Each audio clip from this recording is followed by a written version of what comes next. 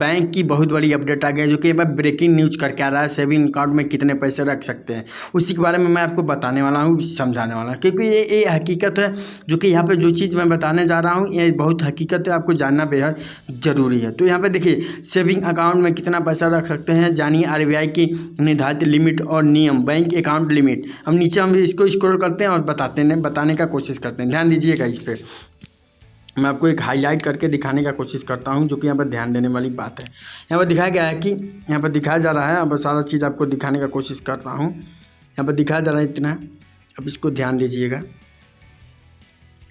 इस पर ध्यान दीजिएगा आप। एक सेकंड आपको ध्यान देने वाली बात है, जो कि ध्यान देंगे तभी इस चीज़ को समझ पाएंगे।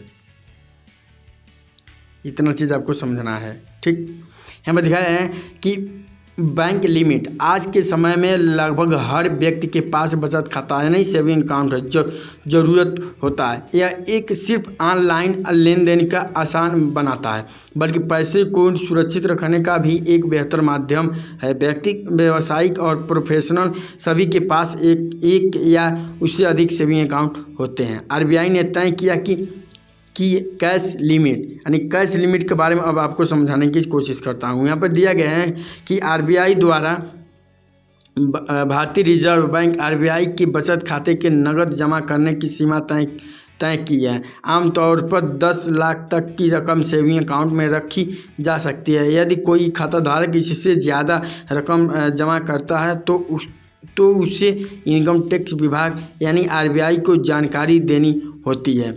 10 लाख से ज़्यादा रखने पर देनी होगी जानकारी। क्या जानकारी देना है आपको इसमें समझाता हूँ।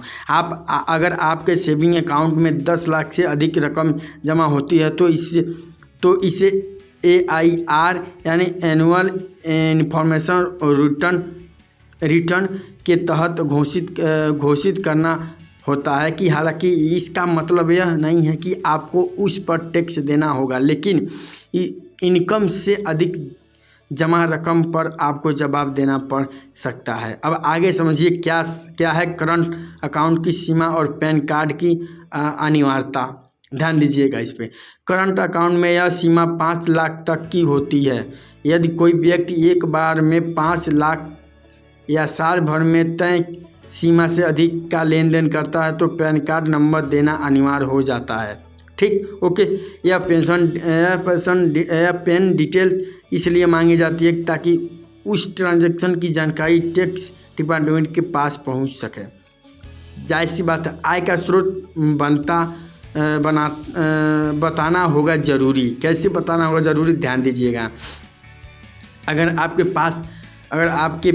अगर आपके खाते में बड़ी राशि क्रेडिट हुई है तो आपको यह साबित करना होगा कि यह रकम कहां से आई है, इसका स्रोत क्या है। यदि प्रक्रिया आयकर विभाग की प्रदर्शित बनाए रखने हेतु जरूरी होती है तो लिमिट से ज़्यादा रकम रखने का ब्याज निवेश बेहतर विकल्प।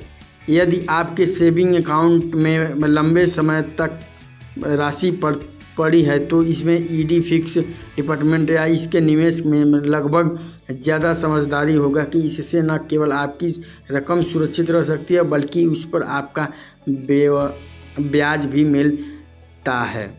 सेविंग अकाउंट में डायरेक्ट एफडी में बदलने की सुविधा। अब बताइए दोस्तों कि आजकल कई बैंक आप अपने ग्राहकों को यह सुविधा भी देते हैं कि वे अपने सेविंग अकाउंट की अतिरिक्त रकम को अपने आप एफडी में बदल सकें। इसकी अधिक जानकारी के लिए आप अपने बैंक की वेबसाइट या ब्रांच से संपर्क कर सकते हैं। तो दोस्तों, ये था जानकारी, हकीकत, जो कि आपको बेहद तरीके से मैं बता दिया हूँ कि आप अपने सेविंग अकाउंट में कितना पैसा रख सकते हैं और कितने पैसे पर टैक्स आपको देना है।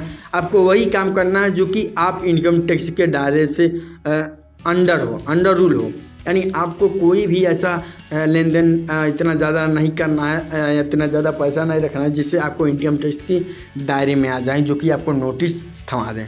तो दोस्तों, अगर ये जानकारी आपको अच्छा लगा है तो लाइक करें और चैनल को सब्सक्राइब करें और दोस्तों के साथ शेयर भी कर दें। फिर मिलते हैं ऐसे ही बैंक की अपडेट के लिए, तब तक के लिए जय हिंद, जय भारत।